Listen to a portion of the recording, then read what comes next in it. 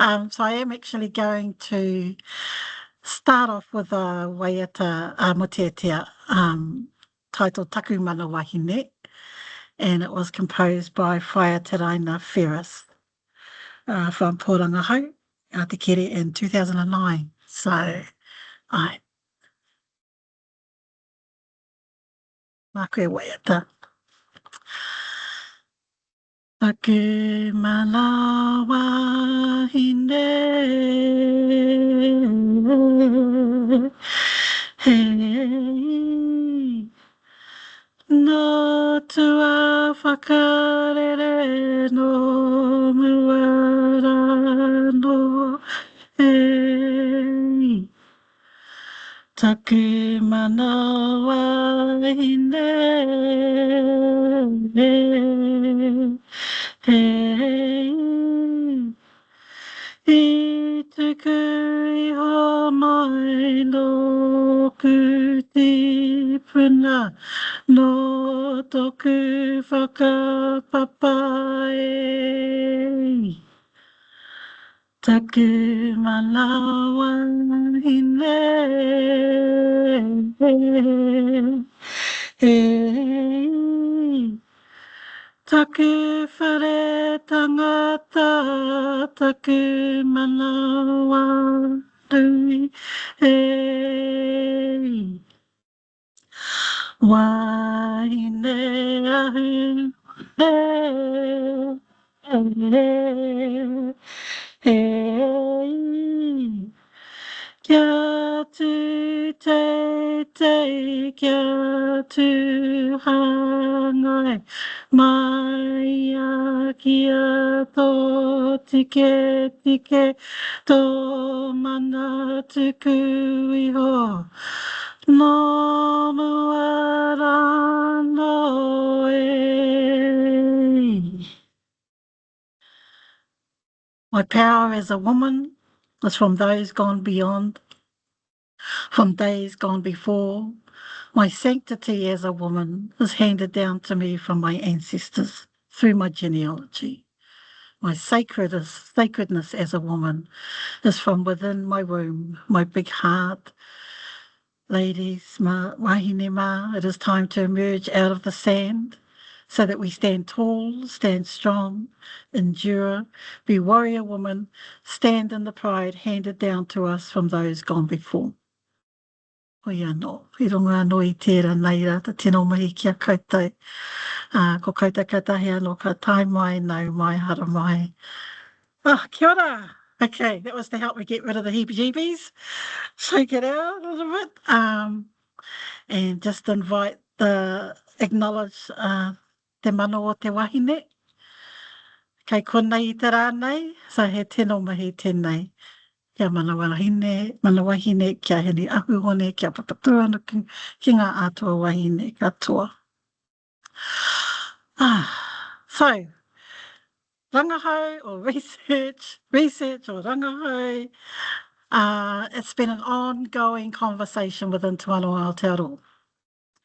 So I'm going to preface this by saying that everything I share with you today is based on my lived experience. So in that sense, it is unashamedly subjective. I speak from my sense of knowing, and my sense of knowing from what I have learned and gathered and embraced and struggled with for my entire lifetime, I would say. And so that's the perspective that I bring with you today. That's the position that I'm taking today. I'm a mother. And for those of you who may not have heard my story, I'm a mother of 13 children that I gave birth to myself, and then married a tāne who had 6 of his own. So our baby is the youngest of 19. In my 13 children, there are 7 girls and 6 boys. And I have been with Te Wanoa Aotearoa now 20 plus years. And next week, I have a double graduation, which is really exciting. On Tuesday, I graduate with my level 3 certificate in Toi, visual arts. And on Friday, I graduate with my doctorate of Indigenous Development and Advancement.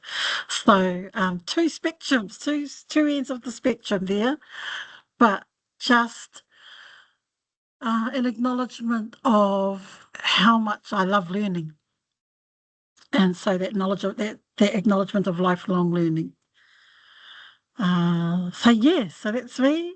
I'm in the Rangahau whānau, te Manawa haukura. He mihi tēnā ki a koutou, te whānau o te Manawa haukura.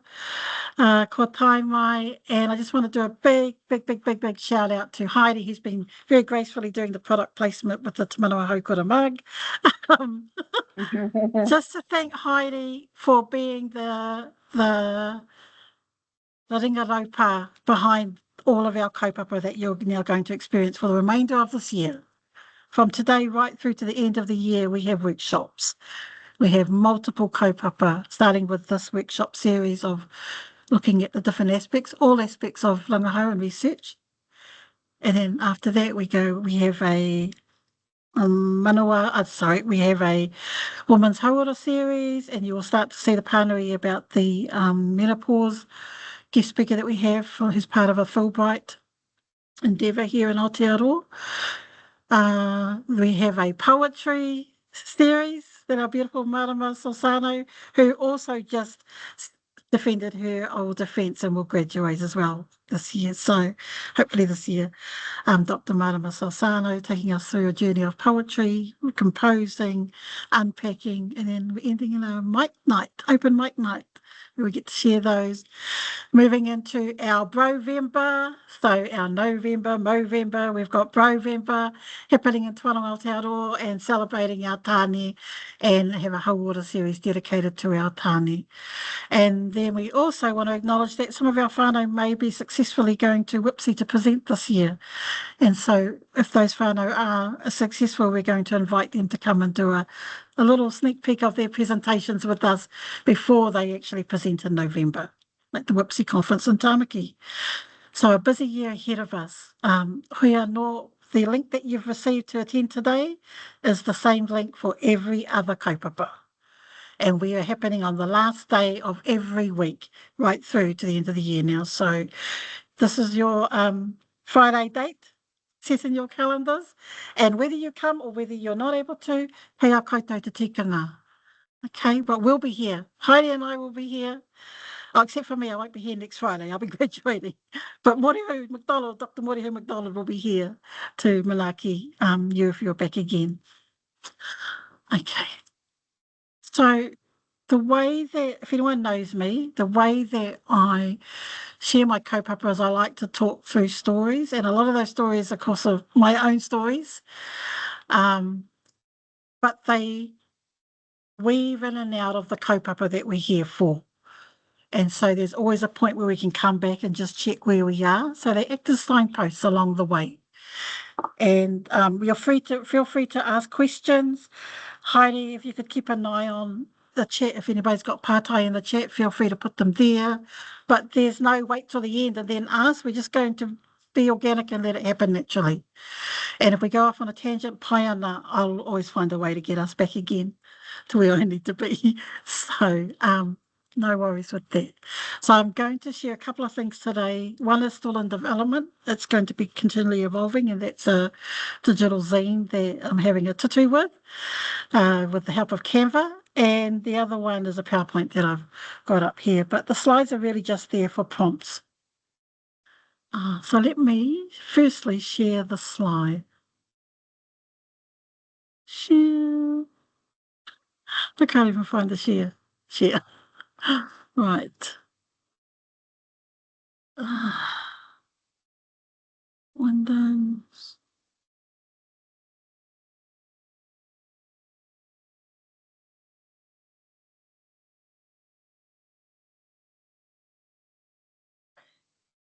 So here, if I go back to from beginning.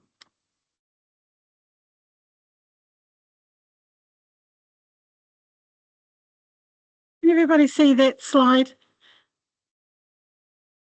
Okay. So now we're going to go into story form, and I'm going to take you on a bit of a journey. And the reason I'm taking you on a journey is that one of the very first stories, pūrako, that I ever heard around Rangahau was the pūrako around tāne ascending to the rangituhaha, to the heavens, to gather the baskets of knowledge. And in that pūrākau there was a quote that said, I rāranga hia ngā hau e tāne.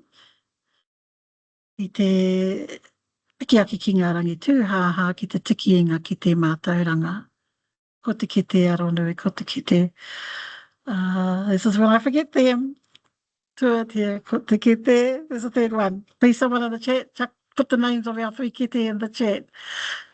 But in that pūrākau, and in that moment where it says, I rāranga hia ngā hau e tāne, was the notion of he wove the winds together to help him ascend.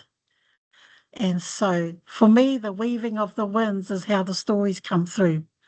Because as I've been on my pathway of looking at what is rangahau and what is research, and moving in between those two paradigms, there's been a lot of weaving. A weaving of stories, a weaving of kupu, a weaving of literature, a weaving of experiences. And so for me, that's one of the things around rangahau, I rāranga hia ngā hau, the weaving together of the winds. So rangahau tells me that I have to take a journey. This is not something I can just go to the library, get the book and it's there. And it tells me everything I need to know. I actually have to take a journey of this. The other part of Tāne's story, and if you're from Tainui, then you would also think about tāwhaki, is that there was an element of ascension. I rāranga hia ngā hau e Tāne, so he actually had to weave the winds to ascend, to gather those baskets of knowledge. Just as tāwhaki had te akamatua and he had to climb te akamatua to ascend. So in there, then it tells me that in the rangahau space, there has to be an element of ascension. And in the wānanga, we call that transformation, the pursuit of mauri ora. What is that mauri ora, that pursuit of mauri ora that you're looking for with that kaupapa that you have placed at the centre of ngā takepu, of kaupapa wānanga? So that's the element there of ascension, that element of transformation, personal transformation, whānau transformation. And of course, through Te Wana o Aotearoa, we achieve that through education. But I'm going to start with this story now. And so if you can see the kupu, you'll notice that there are some tiny little letters there, if you can read those. But if I just read this out, she existed, but through it all, her story was missing. She lived silently, she lived on the inside, she lived in secret. And so that little prose is a summation of the first 3/4 of my life, I suppose. From childhood right through to adulthood, I lived in silence. And I purposely put myself in that bubble because it was the safest space to be in. So having been abused as a child from the age of 4 right through to being raped at the age of 12, to going through all the turmoils of what it means to have a baby in the first year of high school, to trying to commit suicide in my last year of high school because life was just too much, and I really sincerely believed the world would be a better place without me, to marrying within a year and starting a whānau and moving into violent marriages and violent partners. So from a violent marriage, divorcing, straight back into another violent relationship, separating, straight back into another violent marriage. So that has been the hugest part of my life throughout my upbringing. And so that's why I wrote this, the idea of existing. But throughout it all, her story, my story, was missing. And Matua Taina Pohatu introduced me to this beautiful quote that I love, and I take it everywhere with me now. If we don't tell our stories, others will continue to tell them for us. And so my story was being told by others many times over, by the tāne that knew me, they had a story, by the church that knew me, they had a story, by the professionals that were working with me, they had a story of who I was. I had a story too, but at that point I didn't know how to articulate that. So I lived silently, I lived on the inside, and I lived in secret. And so right next to she is actually Lley, it's my name. So Shelley existed, but through it all, her story was missing. Shelley lived silently. Shelley lived on the inside. Shelley lived in secret. So I wrote this one day to try and capture what was happening in my life. Okay. And then something amazing happened in 2018. And I'm going to read this out to you. I know it's written there, but I'm going to read it out too.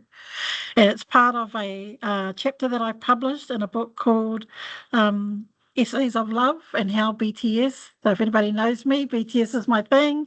K-pop is my thing. How BTS inspired me in my journey of becoming who I am. And so this is one little piece that I wrote in that chapter, titled My Many Tears. I'm a survivor many times over, harassed, abused, and violated, all in the name of love. Victimized first by those who stripped me of my soulful innocence, then again by those who failed to protect me.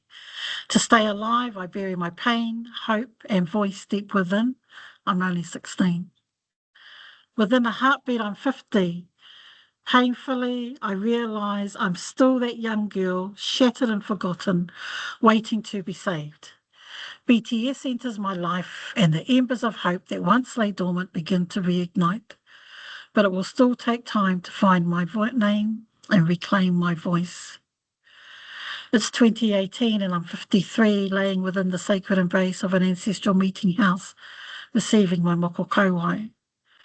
By birthright, this traditional female chin tattoo signifies my standing as an Indigenous woman.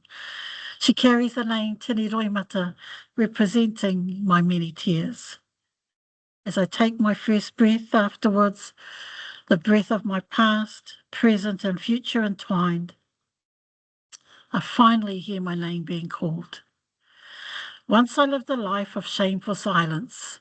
Now BTS inspires me every day to speak my truth as an Indigenous woman, a wahine Māori, with gratitude, humility, and joy. So in 2018, I received my moko kauai. Remember, this is a person who lived their entire lives trying to be invisible, being silent. And now she speaks for me before I even open my mouth. And people talk to me, and people come to me, and people want to hongi with me and want to talk to me about my moko kauai. The thing about the day that I received my moko kauai, I only had my baby daughter with me. We had no money. I got a pānui on I think it was like a Thursday, saying there's a mokopapa wānanga being held at Rangahau Marae. Anyone who's interested in coming along, come. And happened to be sitting next to the sister of the whānau that was planning it.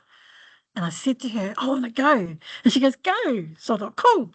And I was just about to fill out the registration. And then I read further down and it said, and if you'd like to receive a moko kauai, there will be 5 kaitā there. And I looked at my friend next to me and I said, I want to get a moko kauai. She goes, do it. I went, okay. So I signed the form. I sent it in. And then by the Tuesday of the next, by the Tuesday or Thursday, Wednesday of the next week, I was heading to Rangahau with my one daughter, my baby daughter at the time, young girl. No money. She had her piggy bank, so we were using her piggy bank to get from Hamilton to Rangahau, which is like a 7-something hour drive, but trusting that wairuanei, this was meant to be. And so we travelled to Rangahau. I received my moko kauai along with, I think, 15 other wahine. And it was an amazing experience. And every day since then, when I have woken up in the morning, I feel beautiful. So that transformation that came didn't just happen overnight. That happened after years of struggle and mamai and pain, but also my journey to Te Wānanga Aotearoa was the door that opened everything to me being able to become who I am meant to be.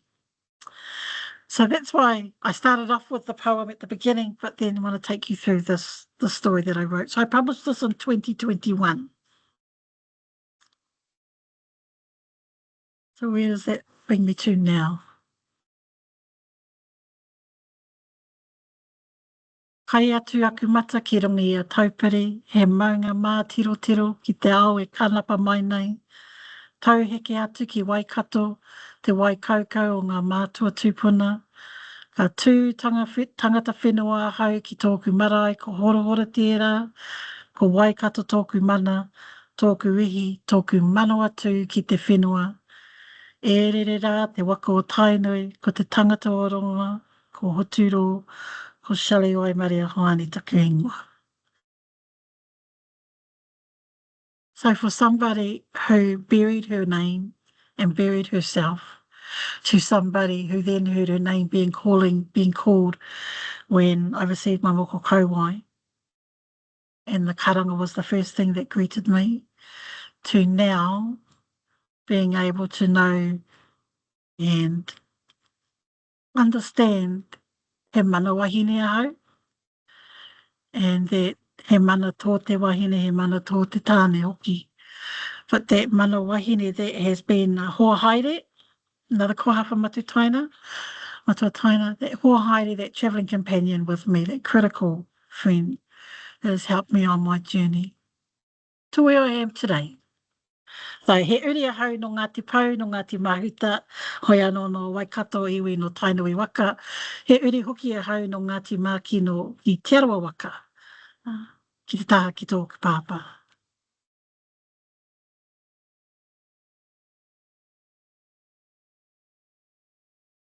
So I'm going to share with you one of the most recent, my most recent rangahau that I've been involved with, and this was my doctorate.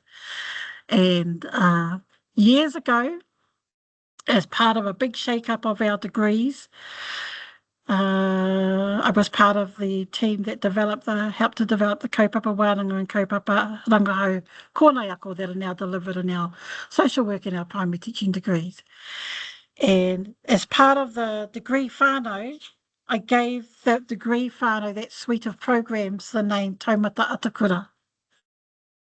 And so that was the idea that our degree and our postgraduate Taumata Atakura was a way of bringing them all together within Te Arango Aotearoa. So the naming of Taumata Atakura has stayed with me for a long time. And when it came time to do my doctoral journey, it felt right to bring Taumata Atakura back to the surface again. So that's one of the beautiful things about when you're in this rangahau space or this research space, is sometimes things drop along your lifetime. They happen in your lifetime. It may not be ready for that time, but there will come a time, mā te wā e tohu, time will actually say to you, now it's time to bring it forward. And so Taumata Atakura, something that I first discovered or brought into my languaging around 2010, I suppose, finally found a home in my doctoral journey in 2015. So kia taua mata ki ngā atakura is that idea of setting your gaze, setting your eyes or mata ki ngā atakura. And the atakura is that red tip dawn, that's that dawn that represents potential of the new day that's coming. And so this photo was taken at dawn with the rising of the sun at Rangahau. I'm part of a karanga wānanga. Every month we have karanga once a weekend, and on the Sunday we go down to the moana and do a pure, which is a ritual of cleansing and celebrating and giving back. And we go into the ocean and we do that at dawn as the sun rises. So this was the actual photo that I was able to take one weekend. But my whole kaupapa was about, what does success look like for someone like me, a Māori single mother, and I'm studying at postgraduate level, but I'm also working full-time, and I'm also parenting my whānau full-time too. Because in 2015, Supero put out a report, and in that report it said that Māori single mothers actually were right at the bottom of the social ladder, that if there was layers or levels within classes within our society, their Māori single parents were right at the bottom of that, but Māori single mothers even more so. And the dominant narrative at that time was that if you're a Māori single mother, then you're most likely to have multiple children to multiple men, most likely to suffer from mental illness, be unemployed and unemployable, undereducated, live in transient housing. So there's a very strong dominant narrative in Aotearoa, New Zealand, around what it means to be a Māori single mother. So if I break that down, multiple children to multiple men. Yes, I was married several times, so I do have that. Suffering from mental illness. I was depressed for a huge part of my life, but I didn't know that was what it was. I didn't know that I was sexually abused. I didn't know that that was a thing. I didn't learn that until I was in my 30s, that that was what had happened to me.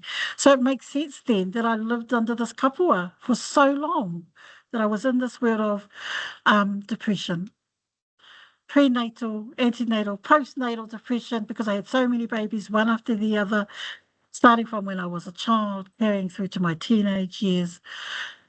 So yes, did suffer from mental illness. And I left school in my second year, sixth form, thinking I'm never going to get to seventh form, I'm never going to do anything, and believing that all I was good for was to get married and have children. So I was married within a year and had started having a family straight away. So many of those descriptors do fit me, but they don't determine me, they don't define me, and then that's not who I ended up becoming, because there was something within me, and I would say that mana, kei roto ia hau, that I held on to, that I believed in, that kept me going, the inner child that kept me going all these years. So my doctorate was looking at success for Māori single parents, studying at postgraduate level. And really, I just wanted to be able to share some of my story and ask other Māori single parents, what was it like for them? And what does success mean for them? Oh, come on. So here we have another story. These are two of my daughters. Back in the day, Rebecca and Jasmine, homies for life, they called themselves. 11 and 12, I think they were, and they had dreams. Oops, where am I going? They had dreams. They were going to get boyfriends, they were going to leave school, get a job, have parties or go to parties for the first time. Kapahaka, they were going to live their lives for their kapahaka and their sports with their mates. So those were their dreams, the biggest dreams that my girls had when they were 11 and 12. Boyfriends, leave school, get a job, parties, kapahaka, and sports. They talked with their netball mates about how they were all going to have babies together and their babies could play while they were at netball practice on Saturdays. So they had it all laid out. And we lived in a little town called Tokoroa. And that was pretty much how our girls saw their futures. And our boys was about leaving school and getting a job in the bush.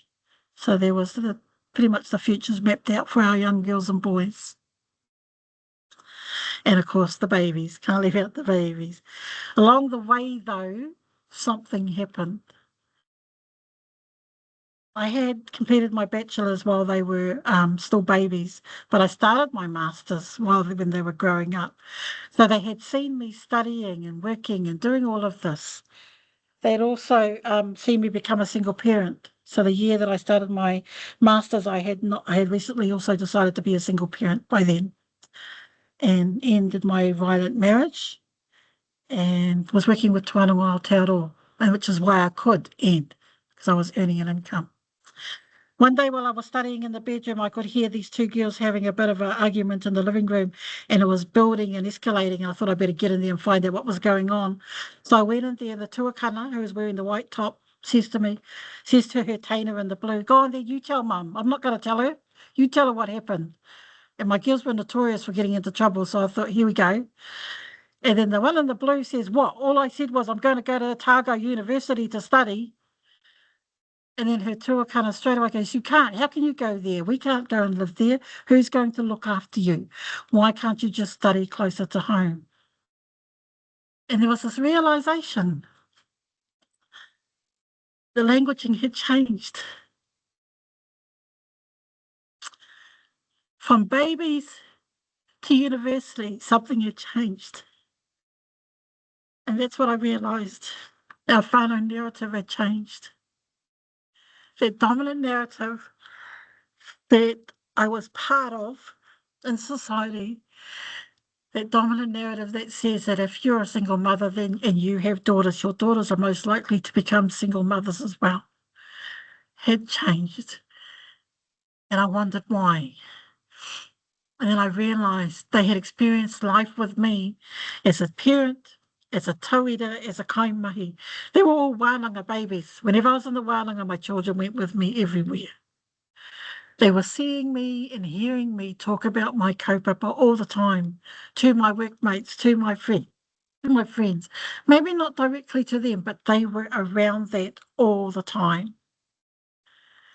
And then, of course, that being with me when I studied, when I worked, when I went off to Tauranga to do a presentation to a social work degree, I'd take my tauira with my students with me, my children with me, because I was a single mum.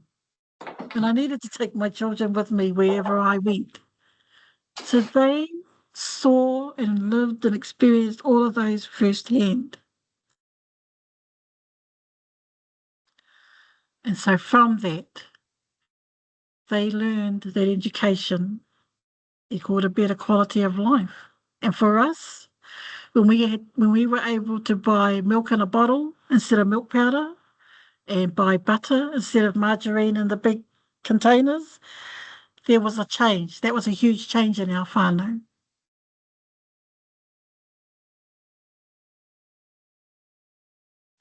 They learned that whānau is pivotal to their journeys. So when we became a single parent whānau, we relied on ourselves. And so all my older daughters had to help with the babies. So every older child in my family, older daughter, had a baby that they helped to raise. And they have a bond with those babies now, even now in their 40s, their 30s, their 20s. They still have that bond between that tuakana and that taina. And they learn that if mum can do it, so can they. And I think that is the most pivotal to everything. They learn that if mum can do it, so can they. And that's one of the reasons why I decided in my first year when I was doing a bachelor's degree, I wanted to do a doctorate. One, because I was in a lecture theatre where all of these non-Māori lecturers were standing in front of us and telling me as a Māori, a wahine Māori, how I had to teach tamariki Māori. And I didn't understand. I couldn't understand where were the Māori who would be in the front of on those lectures. And I got told that the reason the non-Māori were there was because they had the doctorates. So I decided then in my first year of my degree, I needed to get a doctorate so I could be the person standing on the stage talking to tauira about our own tamariki and what it was to raise them and to educate as kaiako. And then when I did the masters, that was all good, but the doctorate was the long-term journey. So 1999, that's when my goal to do a doctorate started. 2025, it's finally coming to fruition. That's a long goal, but the whole reason for it was so that my children could see that if mum can do this, even though they've seen mum being beaten up, even though they saw how we lived when they were with their father, when their father lived with us, then they could do it too. Nobody could tell them they couldn't, and no one ever will be able to because mum did it.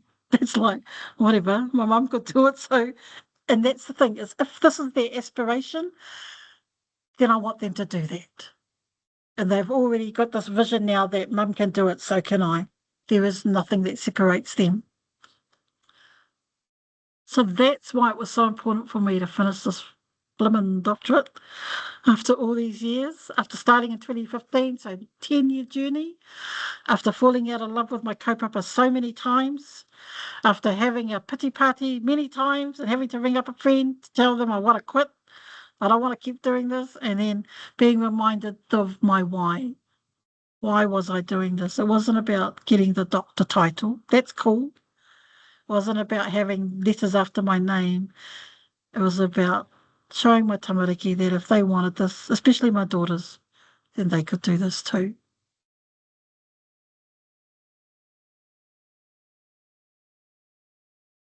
So in my journey, in the many spaces and places that I've been in, that I've been privileged to be in, I've had this, because remember right at the beginning I said that I buried my voice. And then somewhere in my journey, I found my voice again and I reclaimed my voice. And then I put my voice out through my writings. I put my voice out through my presentations. And so I was always writing and I was always in conference spaces. And then I was always in the tauira space too, going back and talking and sharing my journeys and stories with tauira. Because it was finally, I had a voice and I could share and I could talk and people wanted to hear what I had to say. So that was, that surprised me. But what it taught me then was that if I'm going to stay in the space, how then do I continue to privilege Wahine Māori voices? My first priority. How do I privilege the voices of Wahine Māori? My doctorate, how do I privilege the voices of Māori single parents? Working in Te Wānanga Aotearoa, how do I privilege the wānanga voices, our voices of our wānanga? Through our journals, through our publications, through mentoring, through being with tauira, through kaiako, through rangahau. And the final one is how do I privilege the voices of marginalised communities? Because believe it or not, as a fan of K-pop, I'm in a marginalised community, a globally marginalised community where there is a dominant narrative that already says if you're a fan of K-pop, you must be 14 years old and a screaming teenager. So there's a dominant narrative that exists out there. So if you read my story that came out, you would have seen I'm an ACA fan or an academic fan. So that's the genre of fan that I sit in within my space, within K-pop and BTS and my love for that. So privileging the voices of marginalised communities, such as being an Indigenous fan, an ACA fan, a K-pop fan, a wahine Māori, a single parent, all of those. And yesterday I heard someone talking about the intersectionality of when you're a woman, a wahine, a Māori, and a single parent, and all those come together. They all bring with them their own stigmas, their own dominant narratives, and then you weave it all together, and supposedly that's me. And I should not be graduating with a doctorate at all, because that's not where that sits in that dominant narrative. So part of this whole journey of Rangahau is about breaking outside of those dominant narratives, disrupting those dominant narratives. And that was one of the things that Leonie Pihama presented to us in 2017. She said we need to disrupt those dominant narratives. So this is the little bit of disrupting that I'm doing through the journeys that I'm taking.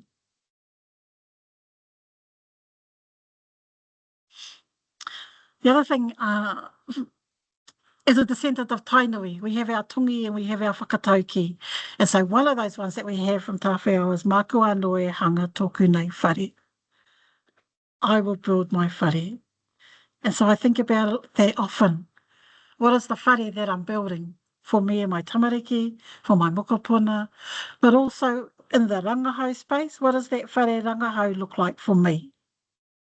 So you'll hear me talk about rangahau, and that's the only kupu that I use, pretty much because that's the world that I've chosen to be in. It doesn't negate anything that research has. It doesn't negate the potential that sits in that space at all. What it does say is that, such as Matotaina has highlighted in the bicultural Bachelor of Social Work, that bodies of knowledge have the right to coexist. So Māori and non-Māori bodies of knowledge have the right to coexist. And so Māori for me and Rangahau for me, and it might be research for someone else. It might be kaupapa Māori research for someone else. It might be kaupapa Rangahau for someone else. And we all get to coexist. This is not about putting down one in order to elevate another. So that's my own personal perspective. And that's why I walk comfortably in the world of Rangahau.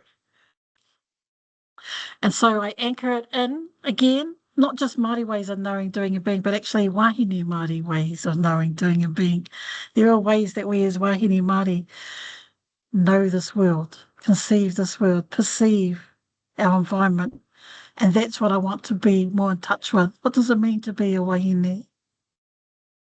And so to do that, I can go back through my tupuna stories, but I also can go back through our atua wahine stories as well. The next thing there is whakapapa kōrero. So what I say to tauira, if you want to know what the meaning of a kupu is, follow the whakapapa kōrero for that kupu. If you want to know what rangahau is, follow the whakapapa kōrero of rangahau and see where it takes you. For some, it will take you back to tāne. For some, it will take you back to tāwhaki. For others, it will take you to honey and puna. The male and female essences coming together, and in that space, they created a child called Tiki Āhua. And in that child, they implanted a heart and they named that heart Rangahau. So if you follow the whakapapa kōrero of Rangahau, where does it take you? And then there's a hōhaere to that. If you follow the whakapapa kōrero of research, where does it take you? So this is not me saying research is this, the Rangahau is this. It's me saying you need to take a journey. And you need to follow that whakapapa kōrero and see where it takes you. And that's when we start to develop our own understanding of different concepts, and we start to reaffirm our own positioning and where we sit in relation to kaupapa.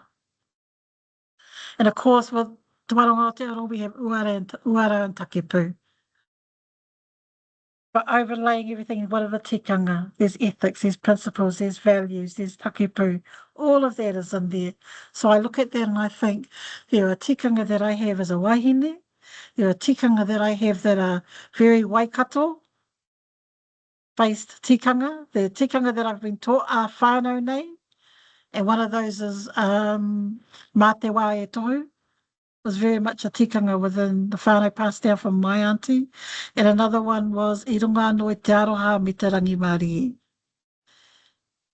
You know, you can have those courageous conversations and you can be in conflict with somebody. But for us within our whānau, it was always me mai mahara I runga anō i te aroha me te rangi Māori. In humility and in aroha. So this is me building my whare rangahau. And in my whare rangahau, there are puna, there are sources, there are the sources of those origins of where kōrero come from.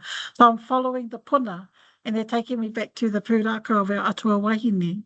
Hele tītama, hene nui te pō, hene ahu one, hene ruhi, papatua nuku, whaia riko riko, following all those stories back, pūrako back through that wahine line. And then I've just added this last little piece here, poi poi a te kākano kia pua wai. So in my rangahau, what am I doing with the seeds that I'm being given? How am I nurturing those? How am I helping those to blossom, to bloom, to grow, to develop, to evolve, to transform?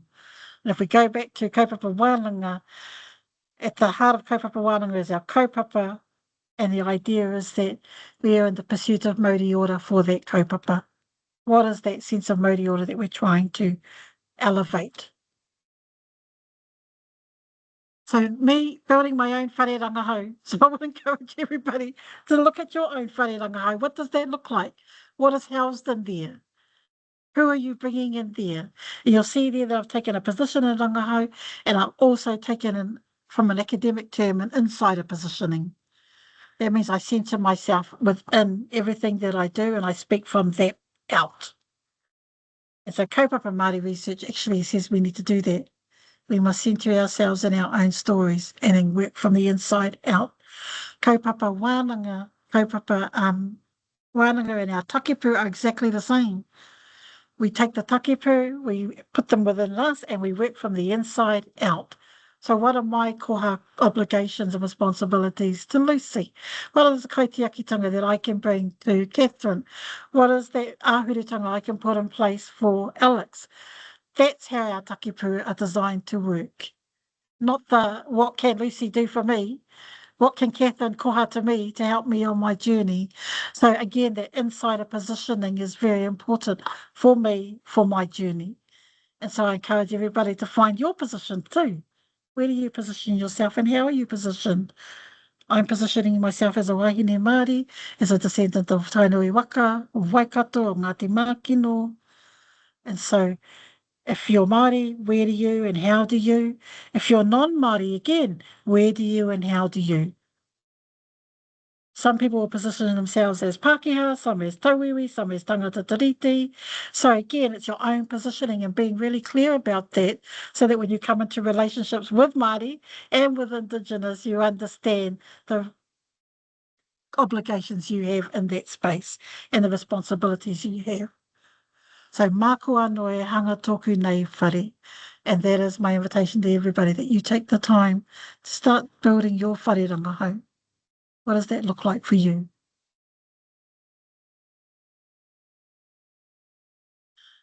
So right at the beginning, doctorate journey, I asked the question, what does success look like for Māori single parents studying at postgraduate level? And then I told the story of those two young kotero, my daughters, when they were rose for life. So here they are now. So the one that was in blue, she's still in blue, graduated from Te Wānanga Aotearoa, I think 6 years ago with her Bachelor of Primary Teaching. And had one baby at the time. She now has a lovely, beautiful second baby. But she's now registered, has been for 6 years, is doing amazing in her mahi. And education and teaching is her thing. That's her jam. That's what she loves to do. That's what makes her get up in the morning. Rebecca, the one who was in white, the older one who said, you can't move away. You have to stay with us. How are we going to look after you? Will graduate 4 days after me on the 6th of May at Wintec here in Waikato. Down in Waikato, sorry. I forgot I'm in Taranaki right now. Down in Waikato with her Bachelor of Applied Management, and she's now working for an accounting firm. She's studying towards her chartered accountant tohu, because she realised when she left school she preferred numbers over people. She liked numbers. She didn't like being with people. And so accounting gave her that door. But even more so, I never sat down with my children at any point and said, okay, you need to go to university, you need to do this, what are you studying, because too much of our lives was built around just surviving. And so to plan ahead that far was actually quite hard. We had to sort of figure out how to get through each day, and then each week, and then each month. And then over the years, it became easier. But all through that, my daughters saw me doing my master's and then going into my doctorate and doing my doctoral studies. So when they both said that they wanted to go and study, my poor heart was going, yes, yes, yes, this is so cool. Because I had this dream that I wanted my girls to all pursue a bachelor's, because I believed that a bachelor degree opens the door. It opened a door for me to be able to get a job. When I got a job, it gave me an income to be able to leave my violent marriage. And then from that point on, I've been able to support and provide for my whānau. So that's why I believed if they could have that same experience, that degree would open a door for them. And I still believe that. For my boys, it wasn't degrees, it was trades. And that's where their doors opened up for them. But these two young girls, right at the beginning, they were going to have babies, they were going to go to parties, they were going to get boyfriends. They've done all of those things, as well as pursue their tohu. So education, transformation, whānau. Now we talk and it's about, because I have a moko kauai, one of them says, Mum, I'd love to get one. I said, cool, go for it. It's your birthright. Absolutely. Mum would like to do a master's, go for it. Let's work out how we can do that. What do we need to do? How do we need to support each other to do that? It doesn't occur to them that they can't. And so I just recently, yesterday, applied to graduate officially, and I was told I could only take 2 whānau members to the graduation, and I have like 16 as children and my mum and mokos. So I thought I'd better just let them know, because I would hate to get there and they turn around and say, sorry, you can't come in. So I emailed them yesterday and I said, I'm bringing this many, and they're only my children and mokopuna and my mum, but my thesis was on this. And so if there's an indicator of success, it's them seeing their mother graduate. So they have to be there. And they sent back and they said, don't worry about it, Whaia. That's just a formality. We expect you to bring all your whānau with you. So these girls and these mokopuna are going to see me graduate. And the other thing is they're going to see me graduate in a wānanga context. And so when I talked about positioning earlier on in that whare Rangahau, part of my positioning also was to move from a university context to wānanga context. So I went from Waikato University with my bachelor's to Te Whare Wānanga Awanuiarangi with my master's and then my doctorate. Conscious decision that I made to support the journey that I wanted to take and not have to be in an environment where I had to constantly defend being Māori. And that's what wānanga has done for me. Te Wānanga Aotearoa and Te Whare Wānanga o Awanuiarangi.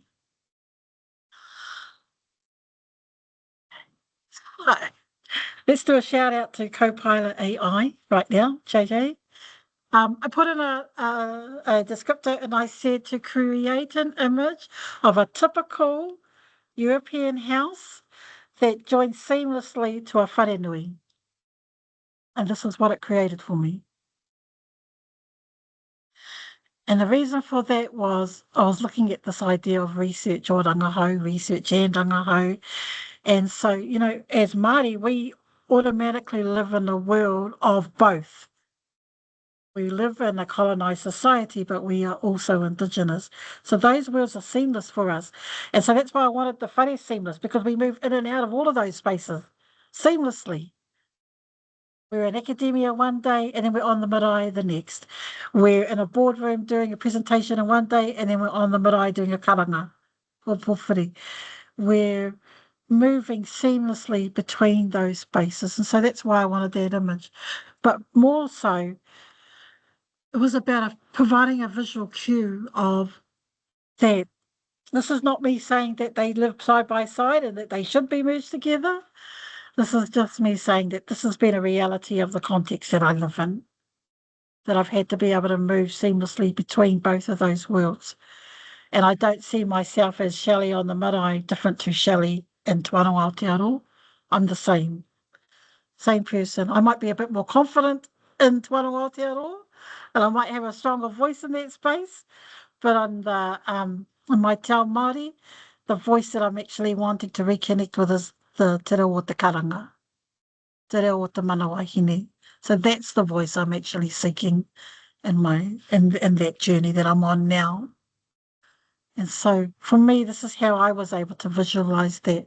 So probably what I'd be thinking then is what does not just your whare look like, but what does your world look like, your environment, that environment that you're walking in and out of when you're coming to the wānanga, when you're going home, when you're returning to that place of belonging, that ukaipo, that is sanctity for you, that haven of safety and nurturing. What does that look like for you?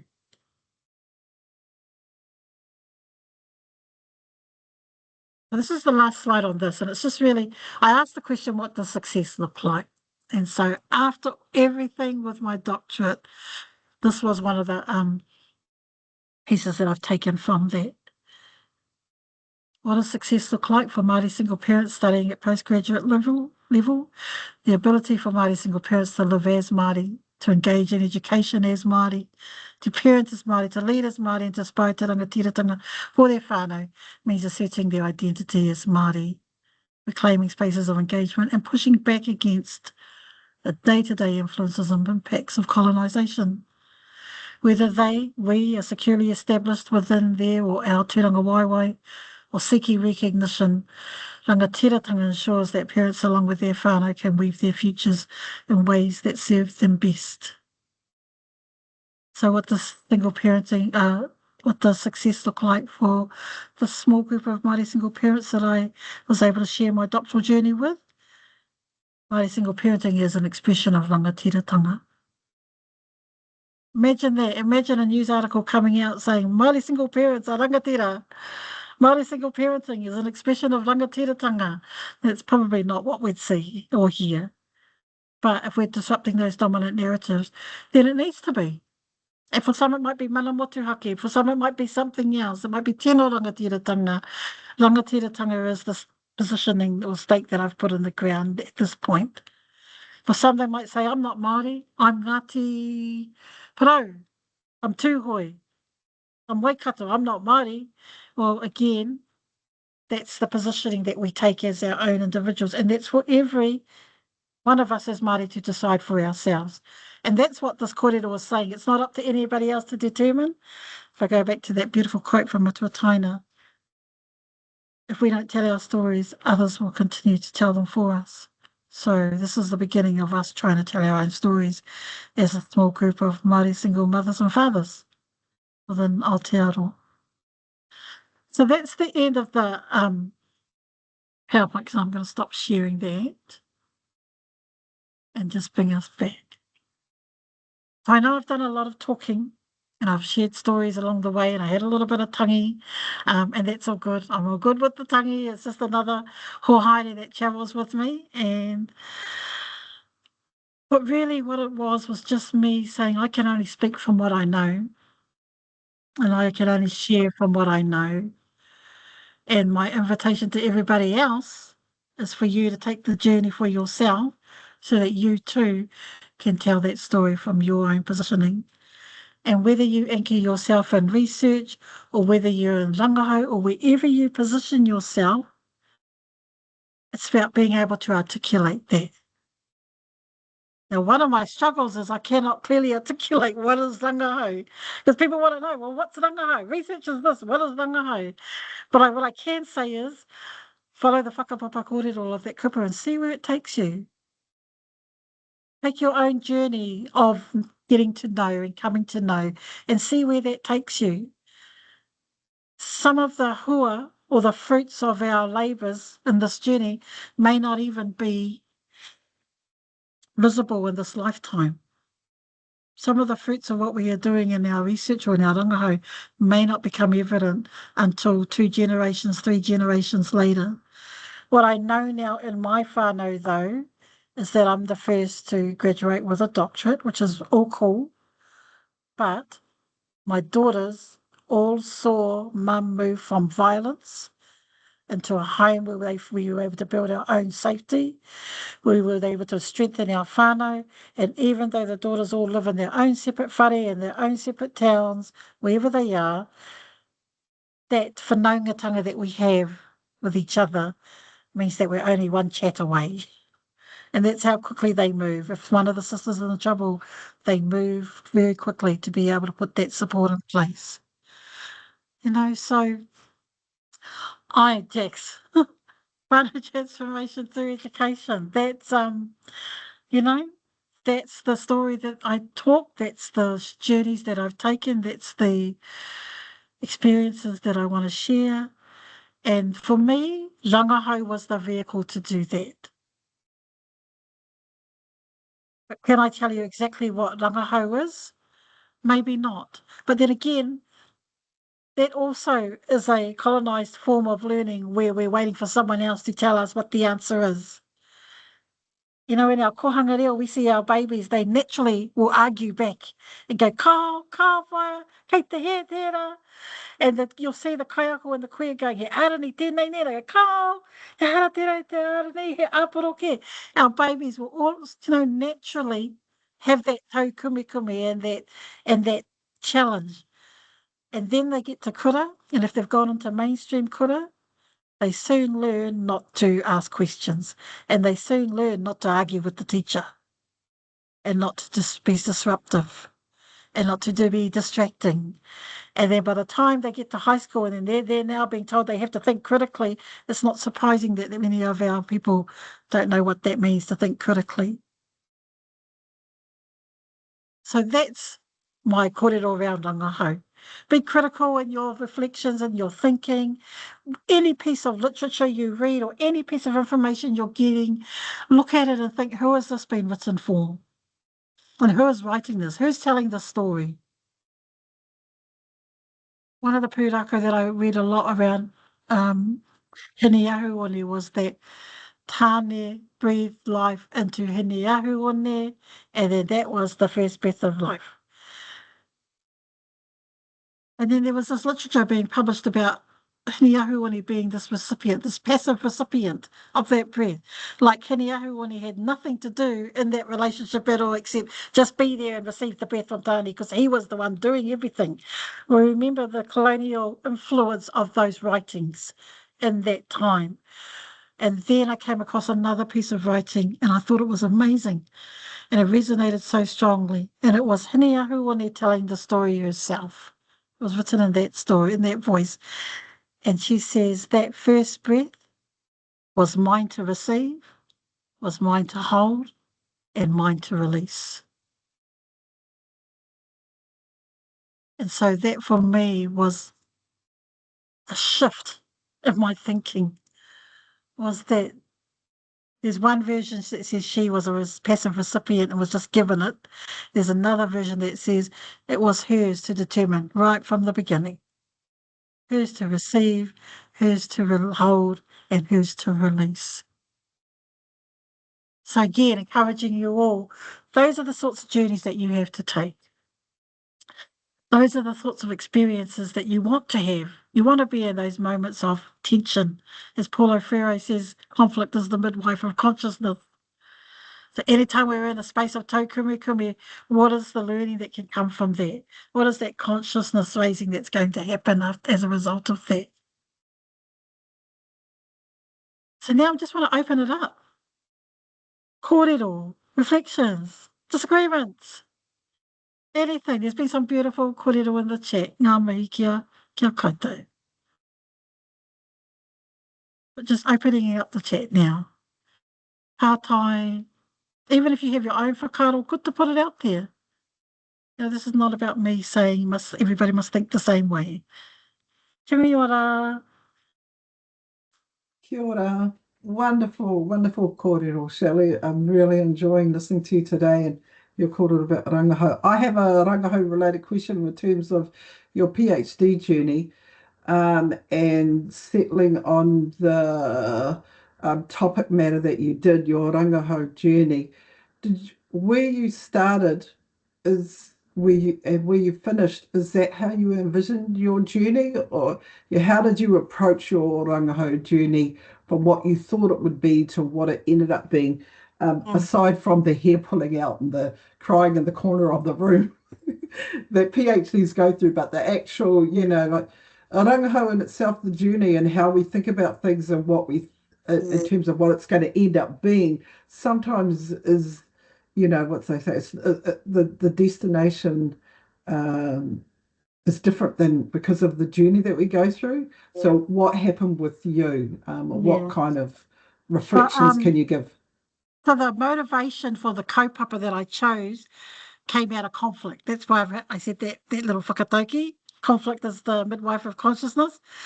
And it was somebody a male, who came up to me after I graduated with my master's and said to me, so how does it feel to be successful now? And I thought, you idiot. Asking me how it feels to be successful now that I have a master's. Notwithstanding that at that time I had completed a master's while being a single parent, while raising my whānau on my own, while working full time, while travelling to another city to do that entire time. And it took me 8 years to complete my master's. And that was my whole entire measurement of success wrapped up in that tohu that I had received.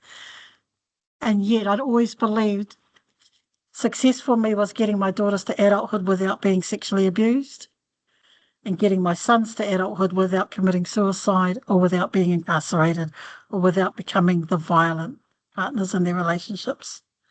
And I wasn't able to achieve all of that. That's still an ongoing, lifelong journey, but that was my goal. Those were my indicators of success at that time. But what it did then prompt me to think about was, what does success look like and who says so? And that's how I came to that kaupapa of what does success look like for Māori single parents like me, but also studying at postgraduate level, because that needed to be an element of it, because that added another layer of complexity to being a full-time parent. And also working full-time, because we were breaking out of that mould that we were unemployable and unemployed and undereducated and all of the other dominant stigmas that were attached to what it meant to be a single parent and a Māori single parent at that. So it came out of that conflict. So I went in, same way I went into my master's, that I was going to prove a point. And it was also about the super mum mentality too, that I'm going to prove I can do this and I can do it on my own. So I went into the doctorate thinking I'm going to prove this, that success is not just this tohu. Actually, that tohu is a huge part of that for me now. It's so important because that's a bridge for my children. It's a segue for them to be able to access academia as well. So it came out of resistance. It came out of frustration. I was hoha and I was pissed off about it. But then what it did was it allowed me to share my story, but then also talk to other Māori single parents and ask them. And their realities weren't the same as mine. None of the other, most of the other participants hadn't come from the same background that I had come from. So even that was beautiful, that we had so many different life journeys, but there were things that were similar to why we had taken the journeys we'd taken to pursue a master's or pursue a postgraduate or doctorate. So yeah, born out of frustration and anger, trying to prove a point, and then didn't end there. It actually ended in a real space of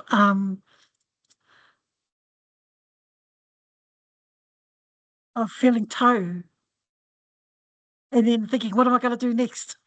How do I take this and share this? Because it wasn't a doctorate that I did to change the world, and it wasn't a doctorate to change legislation or policy. It was actually I needed to show my children that this was a pathway for them should they want that. But I kept getting asked, so what are you going to do with this now? What's going to change as a result of? Like my children going into education wasn't a big enough change. What was the more tangible things that I was going to do with it? So now I'm publishing and presenting and doing those things. But the biggest thing is the change that's happened in my own whānau. The conversations that we have now, that we sit around and talk about our futures, their futures, the idea that having a baby doesn't mean you can't carry on with your goals.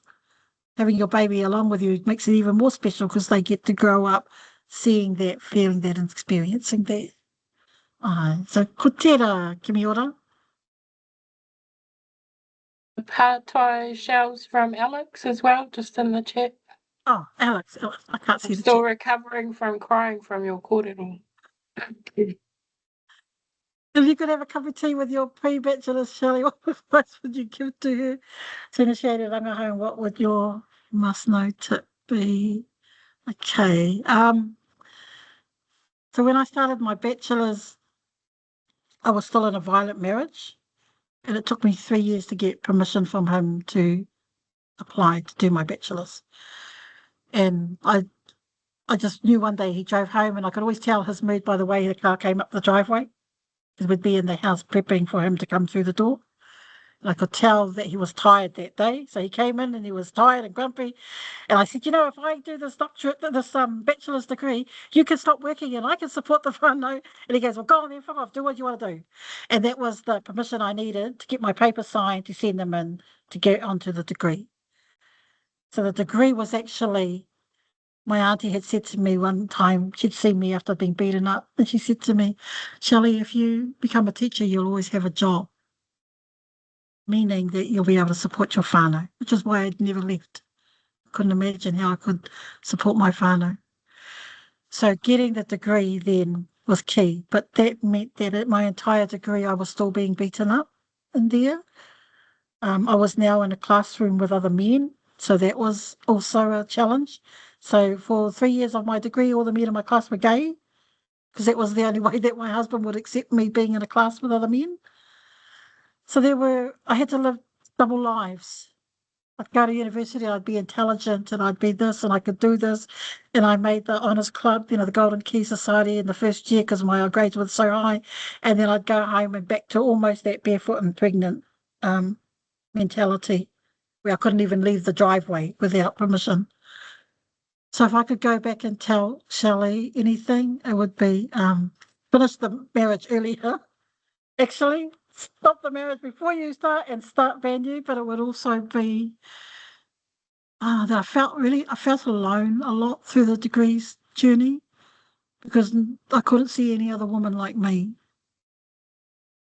that were in domestic violence, that had to travel an hour every day one way, so 2 hours every day, that couldn't afford a computer, so I had to go to university at like 4 a.m. to go into the computer lab to do assignments, and I'd leave at 12 midnight and then drive home because I not only couldn't afford a computer but wasn't allowed to spend money on those sorts of things from that marriage perspective.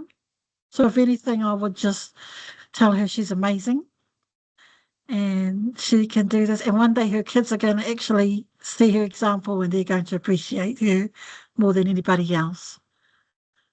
Yeah, that she doesn't have to be alone in that journey.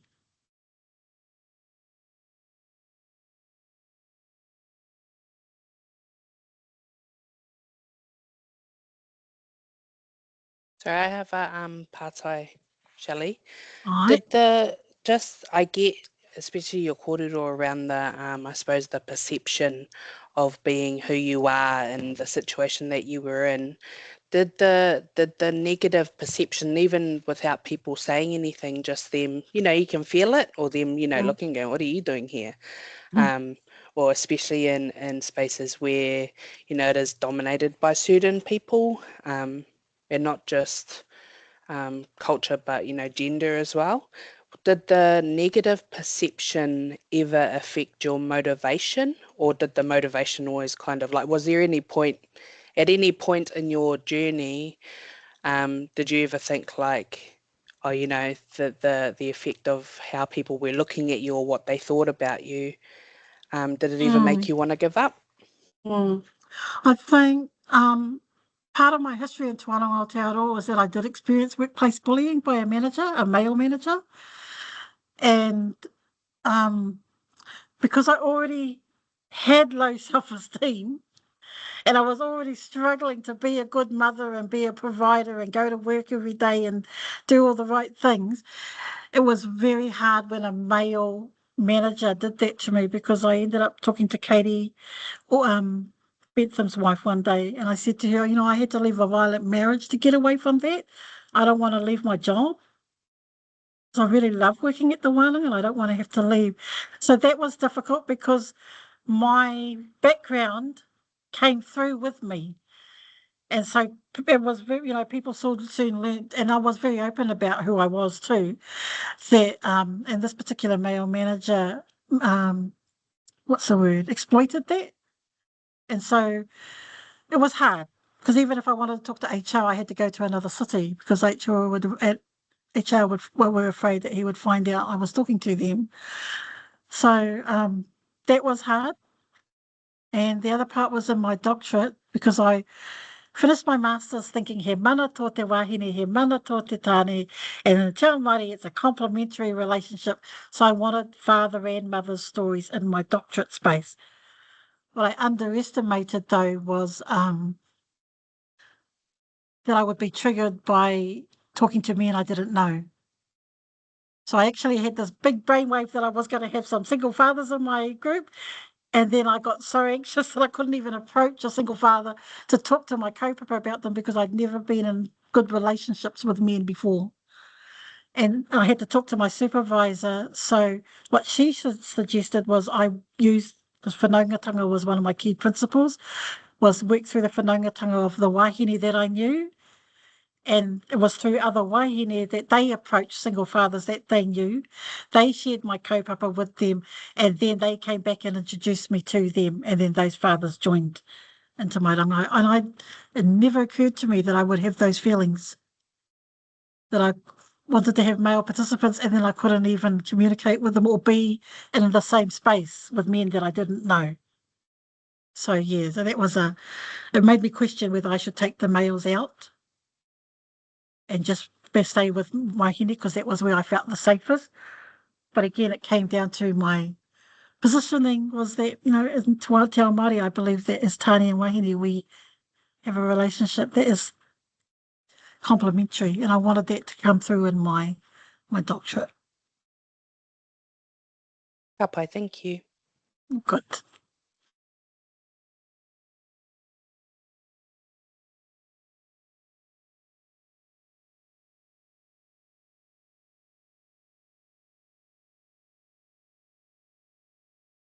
I know I've shared a lot, and please don't feel like you have to rescue me or fix me or save me or anything like that. But also I'm aware that for some people it might bring up your own experiences. So also take care of you, eh? Take care of you. Drink lots of water, believe it or not. Water is amazing. It's both a cleansing, but also just rehydrate. So take care of you. Drink lots of water. Just be mindful that things might shift for you if you work with energies. Energies might shift a little bit as you're going through. it's never my intention to leave anything of a harder nature with anybody. But what it can do sometimes is bring things up for other people. But in saying that, I love who I am. I love who I am. I love my moko kauai, Tini Doi Mata, that she's with me every day. I love that I have these amazing children who aren't perfect, but they're mine. These babies and these mokopuna that I brought into this world. And I love that I get to think about what are the legacies that I'm going to leave them. So I'm always thinking about what is the key messages that I'm leaving for my children, for my whānau, that'll help prepare them for their futures.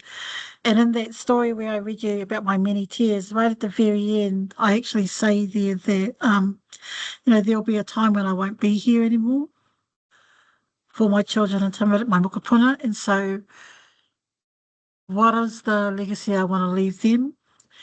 And how do I help them to follow their footsteps home? And I think that's my biggest thing now, is all the things I'm wanting to do from now on are the footsteps that I'm putting in place so that they can find their way home at any point in time that they need to. So it's pretty grand thinking. And not just me, but also now other women, other wahine.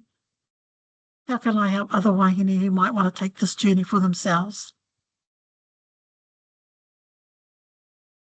Thank you. Yeah.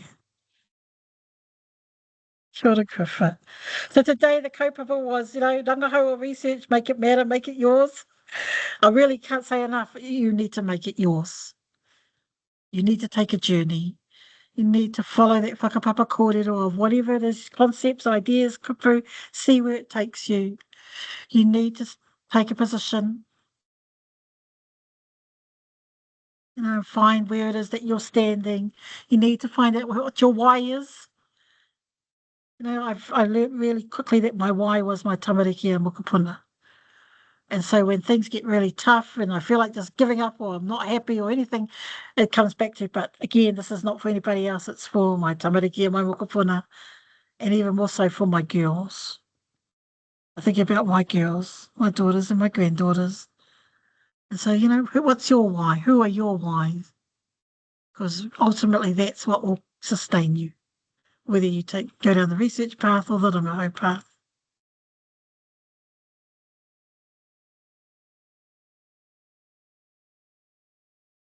Mm-hmm. Now, I had this really cool lesson plan for today.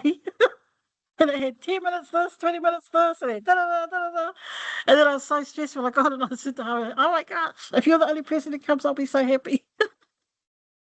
But when I go back to who I am, and when I speak from that, this is what you get. You get this. Ka kite kane, ngā mihi, thank you. Koe tēnei. So I started with the motiatea taku mana wahine, and I'm going to end with another waiata that I composed as part of an assessment for Te Pīnakitanga way back when. It was supposed to be like a 50-line motiatea. It came out like 5. It's been with me. I've taken it around the world when I've travelled. It's my own little waiata tautoko that I can sing for myself. Hei whakakinaki e aku nei kōrero. But it talks about being in a time of struggle, of not knowing what to do, where to go, how to do it. And I was in a reo class, and Papa Ngairo, Eruera was our kāko, and he said, we're going to go on a hikoi. So I thought he meant just like a walk. We hopped into a van and drove from Hamilton to Matamata, and he took us to the Wairere Falls. And we had a rongoa kaiako there with a headset on who was going to take us up the kōrero and do a kōrero in Te Reo, all about the rongoa that was growing around there. Beautiful kaupapa. Because I wasn't in the right frame of mind to receive that, I had this little tea party going on as I was walking up behind everybody, and I wasn't the healthiest, and I had 3 children with me at the same time.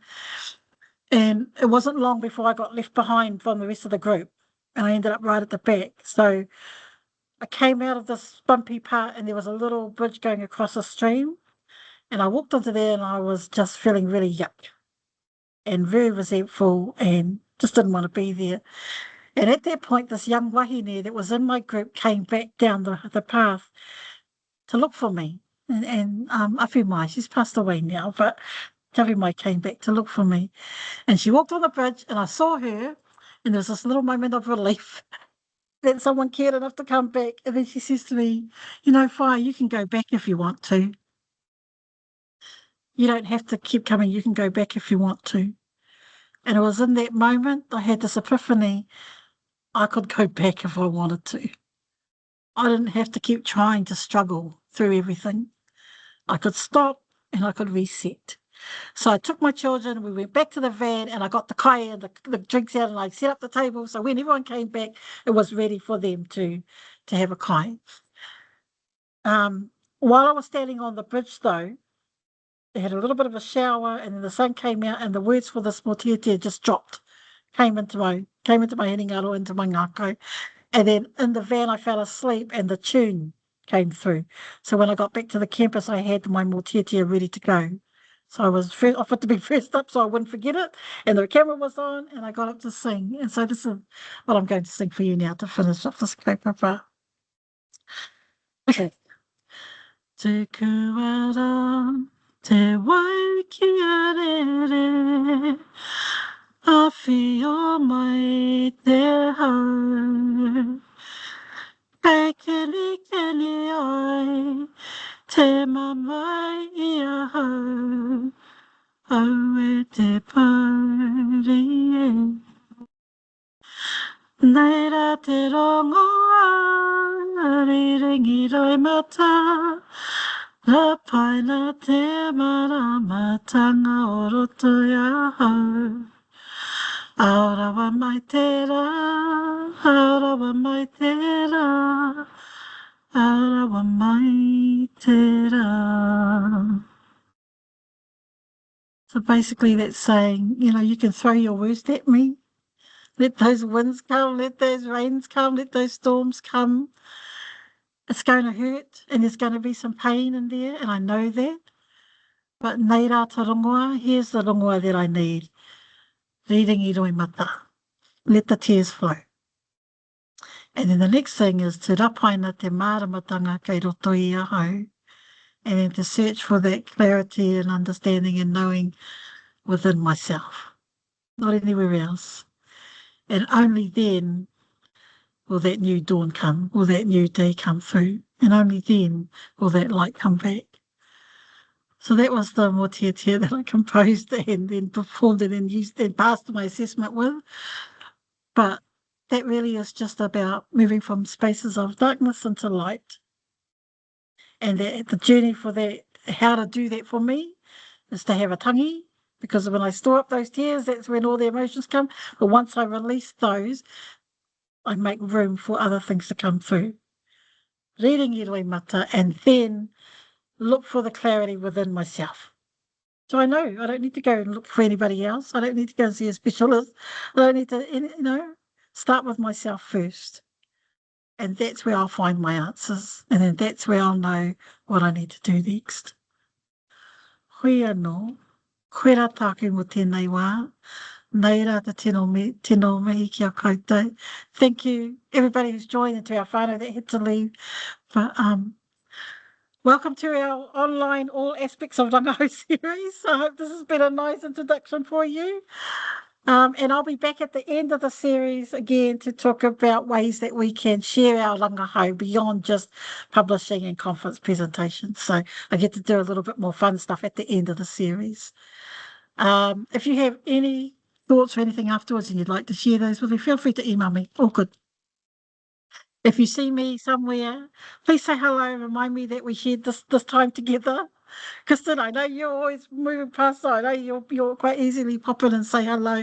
But anybody else, if you see me, please say hello. I'm quite introverted, really hugely introverted. So I usually just try to get from the car to my office without anybody talking to me. But if you see me, please say hello. Remind me that we had this relationship together, and then I will come out of my shell and talk to you. And then I'll go back into my room to recover because it takes a lot of energy to be in relationships with people. That's, credit to our introvertedness. Hoi anō. Thank you. I have really enjoyed having you. I'm here at Tamaki campus in Māngere whānau all by myself, but I'm heading off to join our Pacifica whānau soon. And wish you well for the long weekend. Yeah, so I have really appreciated the new whānau who have come in, and I've appreciated some of our old whānau too. Catherine, it's always lovely to see you coming back, being with us. And to my Manawa haukora whānau, you fellas rock. Thank you. Even though I always say no, don't come, you just come anyway, but ka mihi kia koutou. Hei Kia kona. te, kia ora, Ka Shelley. kite. Nā mihi, Shelley. You're Ka kite. welcome. Ka Ka kite. mihi, ka kite. Ka kite, Catherine. All right, Heidi. Yep. Ka pai. I'll bring you